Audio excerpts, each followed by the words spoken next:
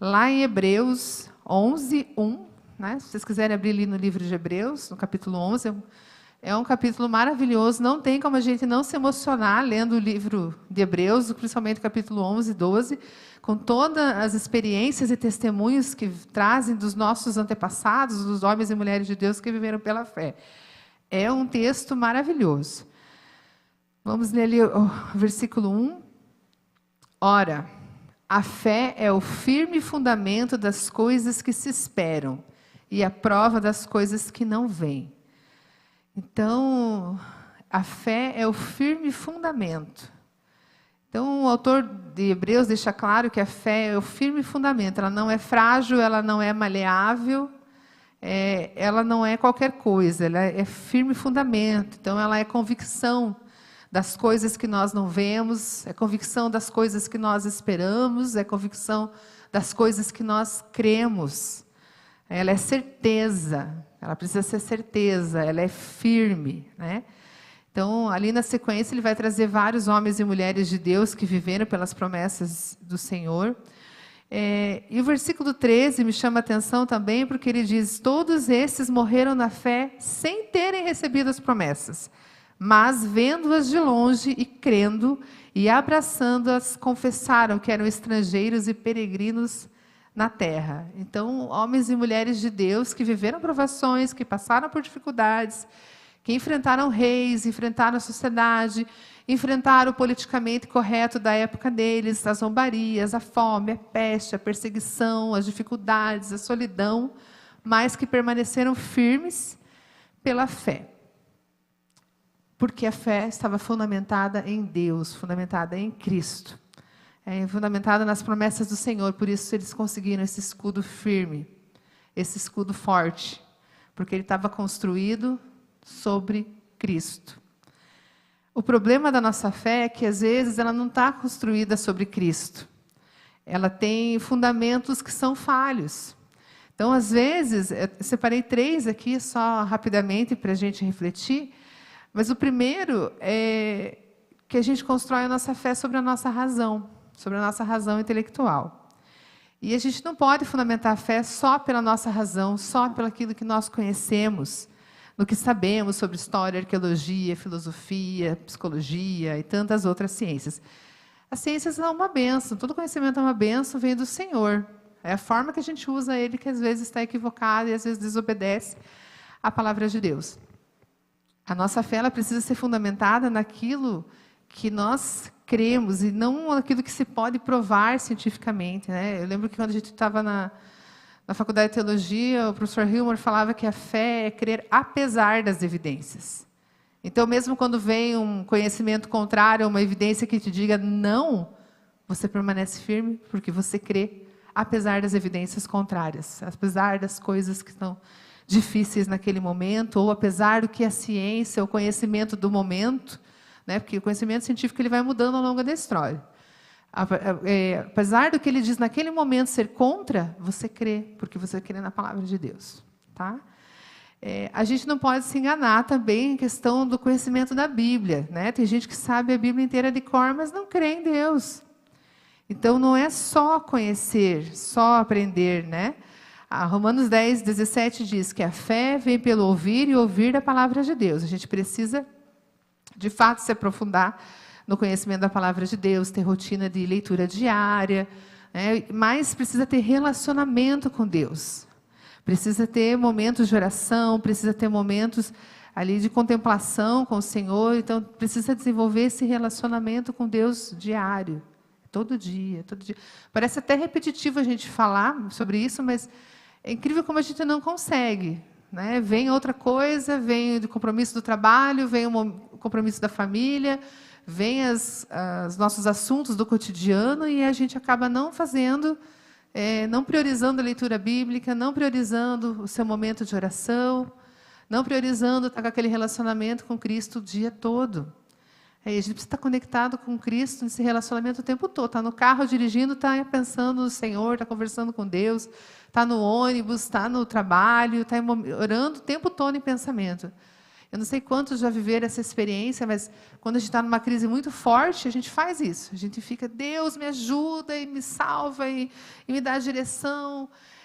Mas quando passa, a gente deixa isso um pouquinho de lado. Está tudo bem, então não precisa estar nessa oração diária, ali nesses momentos o tempo todo. E para que a gente tenha a fé fundamentada em Cristo, nós precisamos desse relacionamento de fato diário. De estar orando em pensamento, orando, ter os momentos ali de devocional, mas estar o tempo todo orando. Eu falo sempre que os banheiros são feitos para a gente orar, porque às vezes acontece cada coisa durante o nosso dia que você não dá para você orar onde você está, né? Às vezes no local de trabalho. Então vai, fecha o banheiro, ninguém vai te incomodar ali com certeza, e aí você aproveita para orar e interceder pelo que está acontecendo no momento. São essas coisas, é você aproveitar todos os momentos. Todos os momentos. Eu sempre vou ouvindo música para o trabalho e orando, às vezes a gente se emociona, né? Eu choro para caramba, eu fico super emocionada.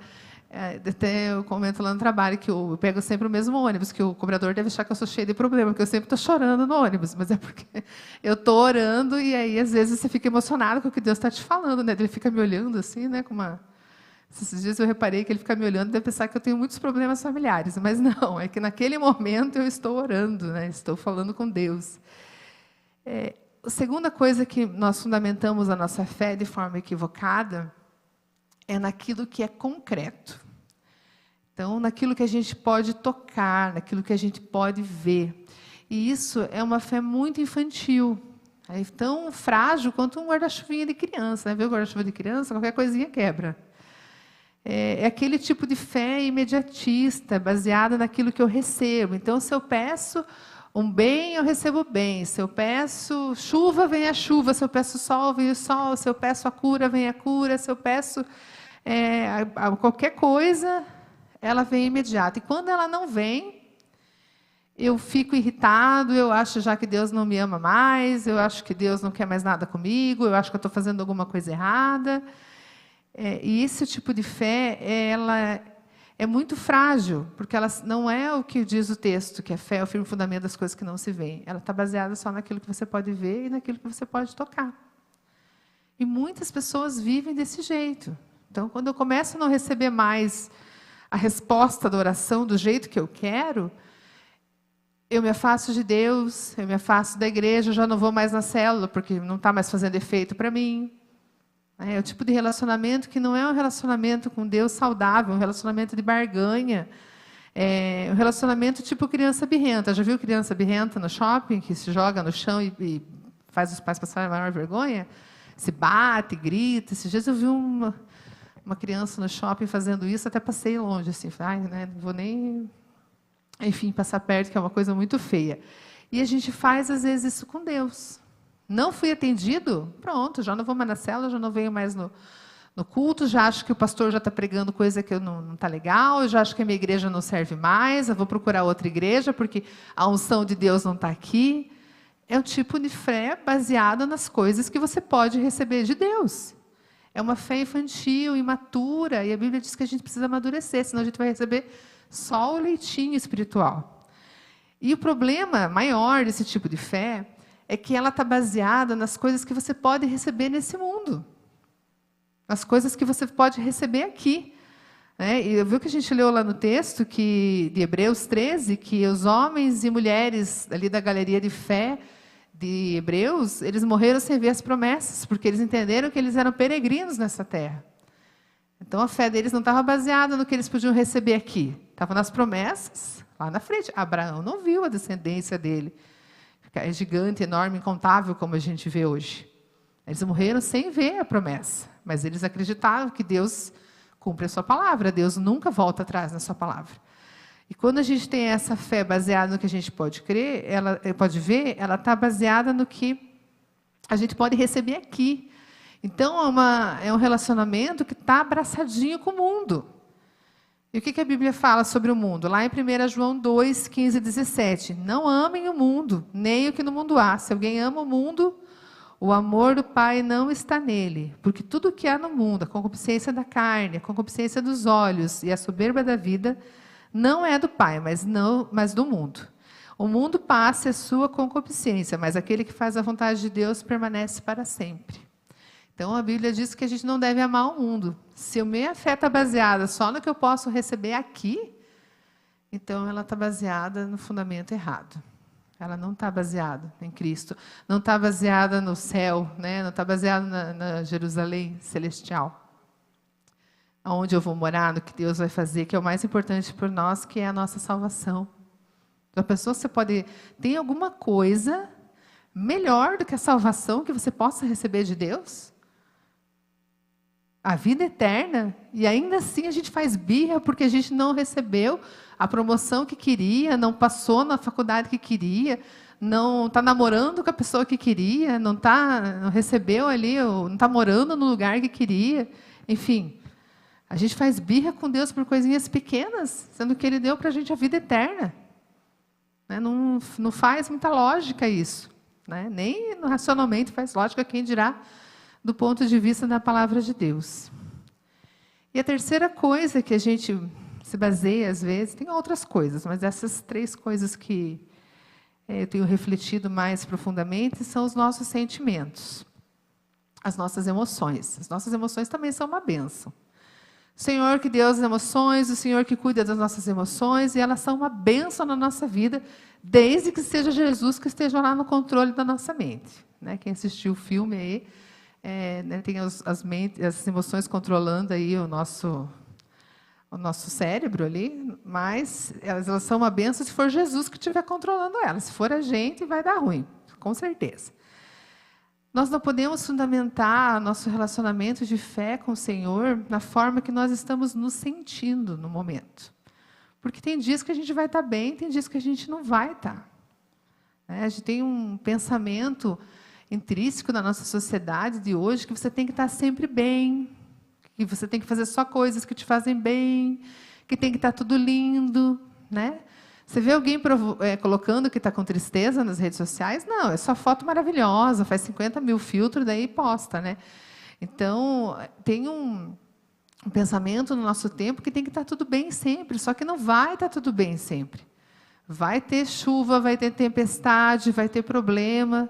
Tem dias que você vai estar triste, tem dias que você vai estar desanimado. E aí, se você for basear a tua vida com Deus assim, só vou orar quando eu estiver feliz, aí vai dar ruim. Porque não é a maior parte dos dias que você vai estar assim. Tem dias que a tristeza toma o teu coração. E aí, você não vai mais orar por causa disso? Você vai deixar... Aí que você tem que orar. Tem dias que você vai estar desanimado, dia que vai estar frio, vai dar preguiça de acordar cedo para fazer devocional. Mas você não pode deixar ser levado pelas suas emoções. O casamento é um ótimo exemplo. Acho que é por isso que Deus coloca tantos exemplos do relacionamento dele conosco, com a igreja, pelo casamento. O casamento não é baseado só em emoções, é uma decisão. Então, você ama, você decidiu amar, você decidiu formar uma família com aquela pessoa. Tem dias que você vai achar o teu marido, o teu esposo, o máximo. Mas tem dias que você fica braba, vai estar irado, porque ele deixou lá a toalha molhada em cima da cama, porque deixou bagunçado alguma coisa. E daí você vai você deixa de amar, você deixa o casamento por causa disso? Não. Você tomou uma decisão e você se mantém firme naquela decisão e você se mantém naquele compromisso. Por mais que a sociedade hoje diga que você pode se separar por causa de qualquer coisa. Não é assim, né? Você decidiu, então você decidiu amar, você decidiu. Então você mantém ali o seu compromisso. Não pelo que você está sentindo no momento, mas pelaquela decisão que você tomou lá atrás. E fazer aquele compromisso. E diante de Deus... Então, você obedece o compromisso que você fez com o Senhor. As nossas convicções, elas estão, em relação à fé, ela está muito mais ligada com as nossas decisões do que com as nossas emoções. Então, eu decidi entregar a minha vida para Cristo. Tem que ser uma decisão. Não é só uma emoção naquele momento e depois eu faço do jeito que eu quiser, do mesmo jeito. Não, eu decidi e eu decidi obedecer. Quando você vai olhar ali a galeria de fé, e aí você volta para os textos bíblicos, como que foi a vida de Davi, como foi a vida de Moisés, eles tomaram várias decisões em obedecer. Né? Então, a fé deles, essa experiência de fé, de crer e olhar para Cristo, foi muito focada nas decisões que eles foram tomando de obedecer. Por exemplo, eu anotei aqui, até não está no Hebreus 11, mas a vida de Ruth. O que Ruth faz? Ela decide seguir a sogra dela, né? Então, ela estava lá na terra de Moabe. Quando você olha lá para Moabe, Moabe era a terra do pecado, de vício, de tudo que você pode pensar de pecado, ele tinha. Moabe era a terra que adorava outros deuses, enfim. Aí ela decide ir com a sogra dela para Israel. Quando ela fala, o teu povo será meu povo, o teu Deus será meu Deus, ela está decidindo, não, eu não pertenço mais a esse povo, eu não sou mais a moabita, agora eu pertenço ao Deus de Israel. E isso mudou a vida dela toda. Não é uma emoção, simplesmente, ela decidiu seguir a sogra e que o Deus de Israel ia ser o Deus dela. Então, isso mudou toda a história dela. Davi decidiu enfrentar Golias. Por mais todo mundo ali do lado, não faça isso, não faça isso, não faça isso, você vai morrer, você não sei o que, não sei o que, não sei o que. O que ele fez? Ele decidiu. E Deus o abençoou. Porque pessoas que estavam com a fé focada no local correto. Nem no fundamento que é Cristo, e não nas suas emoções, simplesmente naquela coisa do momento. As lutas vão vir, a tempestade vai vir, e a gente não vai ficar feliz com isso, né? E talvez os nossos sentimentos e as nossas emoções sejam a nossa maior luta, né? Às vezes a tristeza, o desânimo, são as coisas que mais nos afastam de Deus. E aí a gente precisa voltar para o início, para quando a gente decidiu o nosso compromisso com Cristo, né? Quando a gente decidiu entregar a nossa vida para Cristo. Então, quando a gente decidiu, ele entregou a vida para Jesus, não foi só de boca, foram as nossas emoções, foram os nossos pensamentos, são as decisões que a gente tem que tomar. Então, a gente, para viver uma vida de fé, de fato, precisa estar retomando isso, lembrando ali esse momento, como que era a sua vida antes de Cristo, como você fazia com as decisões antes de conhecer a Cristo. Às vezes a gente tem que voltar lá para o início de tudo, para lembrar onde a gente caiu e retomar uma vida de fé com o Senhor. Como que a gente tem decidido viver os nossos dias? A gente está saindo na tempestade, na guerra espiritual, na batalha espiritual, como um guarda-chuva ou com um escudo? Como que a gente tem feito isso no nosso dia a dia? Hebreus 12 diz, 12:1.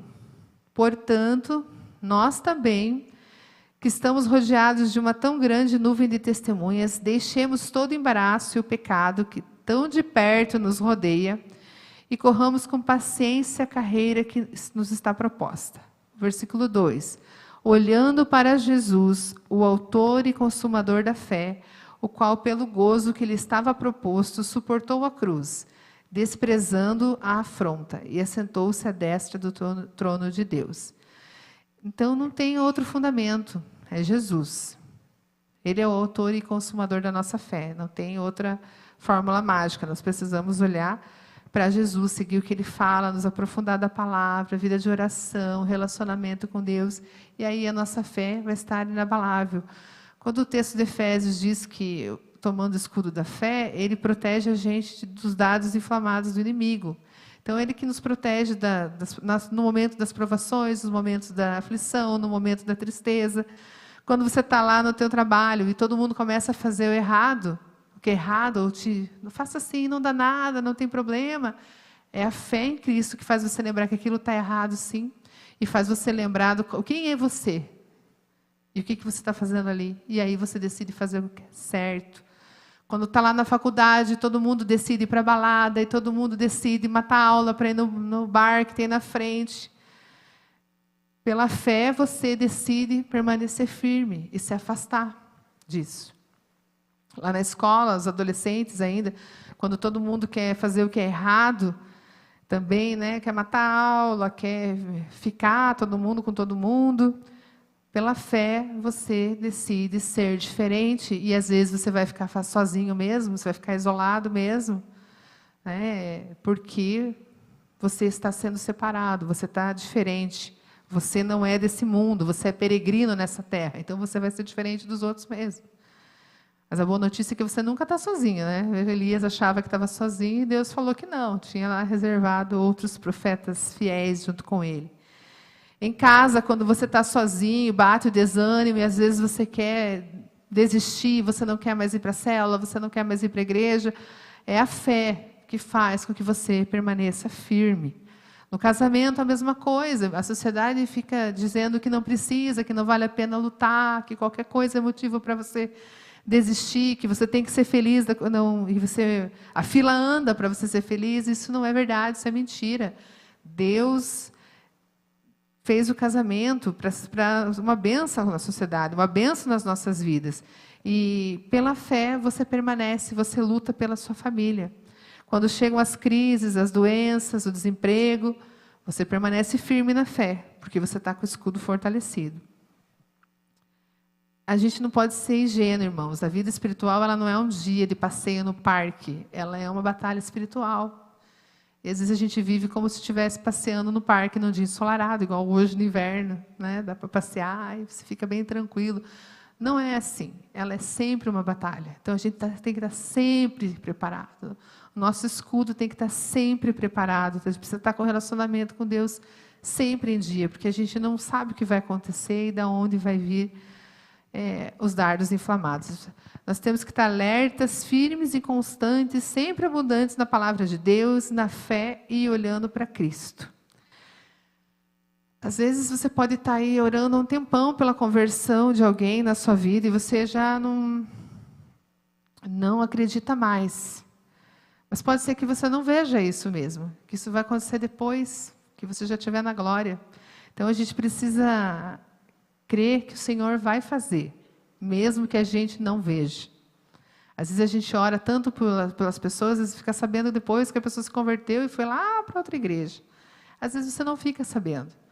Mas creia, né? Porque Deus faz, a palavra dele nunca muda. Isaías 40:31 diz que os que confiam no Senhor renovam suas forças, voam alto como águias, correm e não se cansam, caminham e não desfalecem. Quem? Os que confiam no Senhor, os que colocam a sua fé no Senhor. Não é qualquer pessoa. Às vezes tem esses versículos legais assim, né? As pessoas usam um monte em outras coisas. Mas não é todos, não é para todos. É para quem? Para aqueles que confiam no Senhor. É para aqueles que colocam a sua fé no Senhor. Vamos fechar nossos olhos e refletir um pouquinho. Calma um pouquinho o seu coração e traz a sua memória aí pelo que você está lutando. Talvez você está chateado porque você orou por um milagre que não veio, por uma cura que não veio, por um emprego que não veio. Talvez você ache que Deus não está mais te ouvindo, mas Ele ouve todas as nossas orações. Talvez você ache que Ele esqueceu da promessa que Ele fez para você, mas Ele não esqueceu da promessa que Ele fez para você. A vontade de Deus é perfeita. É que às vezes a gente ora e acha que é a nossa vontade, mas os planos de Deus, eles são maiores do que os nossos. A Bíblia diz que olho nenhum viu, nem ouvido ouviu aquilo que o Senhor preparou para nós. O que nenhuma mente imaginou foi o que Deus preparou para aqueles que o amam. Então, irmãos, se você quer, irmãos, irmãs, querem renovar a sua fé, coloca a sua mão no seu coração e vamos orar nesse momento. Deus, em nome de Jesus, eu quero colocar a minha vida, a vida dos meus irmãos nas tuas mãos, Deus. Pedir que o Senhor renove as nossas forças, que o Senhor renove a nossa fé. Pedir que o Senhor cure as feridas dos corações que estão aqui hoje. Se alguém perdeu a fé porque não houve cura, porque a sua oração não foi respondida, o Senhor trate isso no seu coração, Deus. Porque nós cremos que o Senhor faz aquilo que é o melhor, que é o Senhor que conhece toda a história e que o Senhor que enxuga dos nossos olhos todas as lágrimas. Por isso, Deus, em nome de Jesus, aumenta a nossa fé. Nos traz a memória, Deus, as decisões, as convicções, tudo aquilo que o Senhor tem construído na história da nossa vida. Traz a nossa memória, a Tua palavra, Deus, aquilo que nós precisamos nos lembrar. as promessas que o Senhor tem para nós. E enche o nosso coração do desejo de buscar mais a Tua palavra, de orar mais, de nos relacionar mais com o Senhor, de permanecermos firmes, Deus. Pai, em nome de Jesus, nós sabemos que as tempestades virão, que os problemas virão, que a chuva virá, mas que o Senhor estará conosco, Deus. Por isso, em nome de Jesus, Deus, nos fortalece a nossa fé, para que a gente não desfaleça, Deus, mas para que a gente continue a caminhada, Deus, firmes no Senhor. Em nome de Jesus. Amém.